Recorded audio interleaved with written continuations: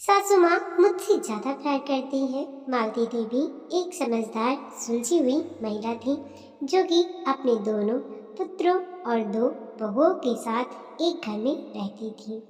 उनके पति को गुजरे 6 से 7 वर्ष हो चुके थे और अब उनकी भी उम्र ढलान की ओर जा रही थी। वह बहुत ही समझदार थी और अपनी समझदारी से आज तक अपने घर में सब कुछ ठीक ठाक से चला रही थी। पर अब उन्हें यह आभास हो चुका था कि अब समय आ चुका है, वह कभी भी इस दुनिया से जा सकती है और उन्हें समय रहते बंटवारा कर देना चाहिए ताकि उनके जाने के बाद उनके बेटों में किसी प्रकार का लड़ाई झगड़ा ना हो। पर उनके मन में कहीं न कहीं यह बात भी थी कि यदि उन्होंने अभी अपना हाथ खाली कर दिया और सब कुछ बेटे बहू को दे दिया तो हो सकता है बेटे उनकी देखरेख ना करें और उनका बुढ़ापा कष्टप्रद हो जाए, जो कि सोचना एक सामान्य सी बात थी। हर कोई ऐसा सोचता है। खैर, जब वह यह सब सोच ही रही थी कि उनकी बड़ी बहू चाय लेकर आई। उन्होंने चाय का कप बहू से ले लिया और बहू से बोली कि चल मेरे कमरे में बैठकर चाय पीते हैं। छोटी बहू उस वक्त नहाने गई हुई थी। बड़ी बहू और सासू माँ के कमरे में आ गई। सासू माँ ने अपनी अलमारी खोली और बड़ी बहू को एक झुमके दिए और बोली कि यह झुमका तू रख ले, छोटी बहू को मत बताना क्योंकि मैं यह तुझे ही देना चाहती हूँ। तू मेरी बहुत सेवा करती है।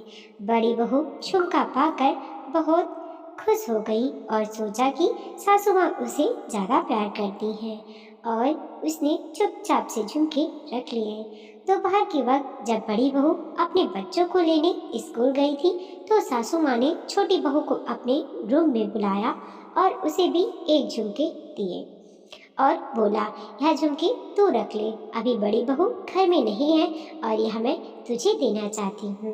वह जाने की तो कलह मचाएगी, इसीलिए चुपचाप तू इसे रख ले। छोटी बहू भी बहुत खुश हुई कि सासू माँ मुझे ज़्यादा प्यार करती है। अब दोनों बहुओं ने सासू माँ की कुछ ज़्यादा ही सेवा करनी शुरू कर दी थी। कुछ दिन ऐसे ही बीत गए। उसके बाद सासू माँ ने मौका पाकर एक दिन फिर छोटी बहू को बुलाया और एक हार देकर बोली यह हार तू चुपचाप रख ले क्योंकि यह मैं तुझे ही देना चाहती हूँ और बड़ी बहू को मत बताना। छोटी बहू तो मानो हवा में उड़ने लगी और सोची कि वाह, सासू माँ तो मुझे कितना प्यार करती हैं। उसके बाद मौका पाकर सासू माँ ने बड़ी बहू को भी एक हार दे दिया और किसी को बताने से मना कर दिया। बड़ी बहू भी बहुत खुश हो गई। दोनों बहू में बहुत खुशी थी और तन मन से सासू माँ की सेवा कर रही थी ताकि सासू माँ उन्हें और भी जेवर दे। दोनों ने अपने अपने पतियों को यह बात बताई। वह भी खुश थे कि चलो हमारी पत्नी को माँ ज़्यादा प्यार करती है तो हमें भी ज़्यादा प्यार करेंगी।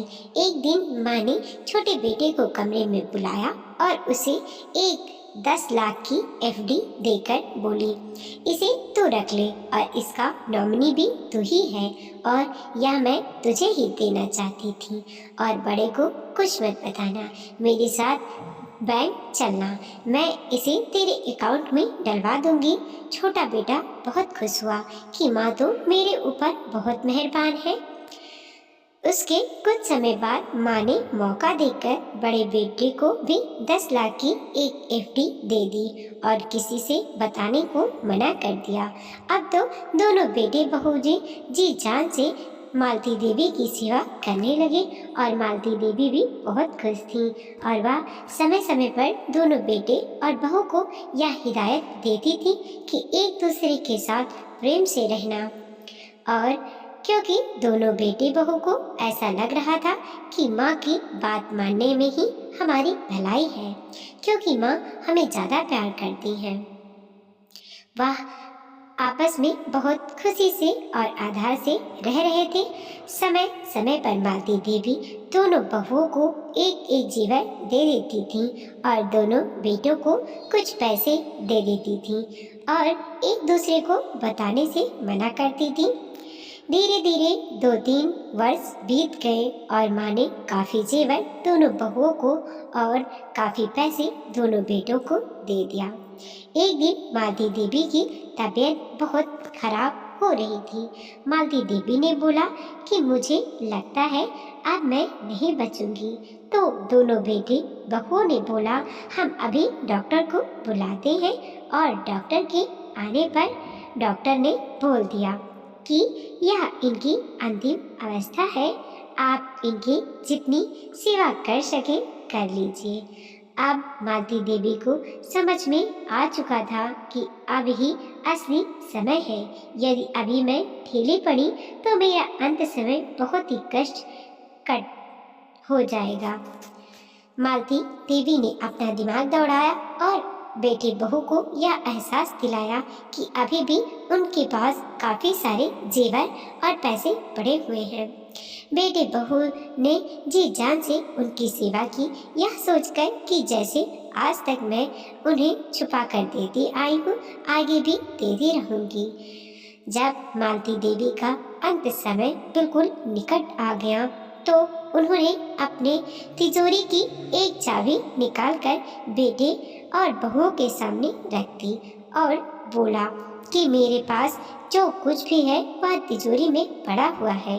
मेरे जाने के बाद जाकर तुम लोग निकाल लेना और आपस में बांट लेना। दोनों बेटे बहू तो यह सोच रहे थे कि चलो माँ ने तो पहले ही हमें काफ़ी जेवर और पैसे दे दिए हैं और अब बचे हुए जो भी जेवर व पैसे हैं उनमें से भी आधे हमें ही मिल जाएंगे।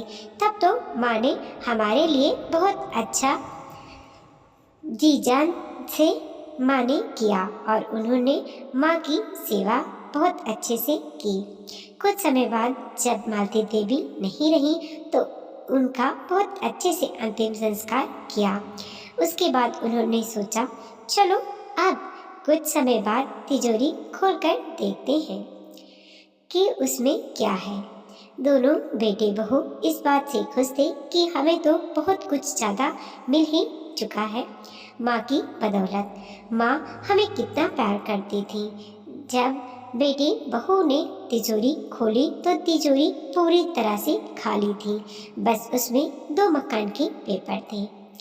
एक वह मकान जिसमें वह लोग रहते थे और एक मकान जो कि बिल्कुल इसी के बराबर इसी मकान के जैसा बगल में था, जिसे कि किराए पर दिया गया था और जिसका किराया मालती देवी लेती थी। साथ में एक पत्र भी था। पत्र में खोलकर बेटों ने पढ़ना शुरू किया। पत्र में लिखा था कि मैंने अपने जीते जी अपने सारे जीवन और सारे पैसों दोनों बेटे और बहुओं में बराबर बांट दिए। कोई फर्क नहीं किया, बस एक दूसरे को बताने से मना कर दिया ताकि इस लालच में इस माँ की मुझसे ज़्यादा प्यार करती है, कोई मेरा बुढ़ापा खराब ना करे और मेरी सेवा करे। मेरी यह युक्तिकार कर भी रही थी। अब समय अंत तक बेटे बहू ने मेरी सेवा की। यह घर मैंने बड़े बेटे के नाम और दूसरा घर छोटे बेटे के नाम कर दिया है। मुझे पता है कि साथ साथ में प्यार मोहब्बत से रहना संभव नहीं हो सकता, क्योंकि दोनों के अपने परिवार हैं और वह बढ़ेंगे ही। इसीलिए किराएदार से घर खाली करवा लेना और दोनों अपने अपने घरों में अपना अपना परिवार लेकर रहना और हमेशा प्यार मोहब्बत से रहना। और कभी भी यह बात मन में नहीं लाना कि मैंने किसी को कम या ज़्यादा दिया है। मैंने दोनों बेटों को एक एक चीज़ बराबर दी है। तो यह कभी मत सोचना कि मैं किसी एक बेटे बहू को ज़्यादा प्यार करती थी। मैंने समय रहते सारा बंटवारा भी कर दिया ताकि कोई बेईमानी की गुंजाइश ही न रहे, और साथ ही साथ इस तरह से किया कि मेरे हाथ भी खाली ना हो और कोई लड़ाई भी ना हो। पत्र पढ़कर बेटे बहू को अपनी माँ की बुद्धिमत्ता पर गर्व होने लगा और साथ ही साथ वह भी सोचने लगे कि हमारी माँ हम दोनों को कितना प्यार करती थी कि सारा बंटवारा भी खुशी खुशी कर दिया और हमारे बीच में किसी प्रकार का कोई कलह भी नहीं हुआ।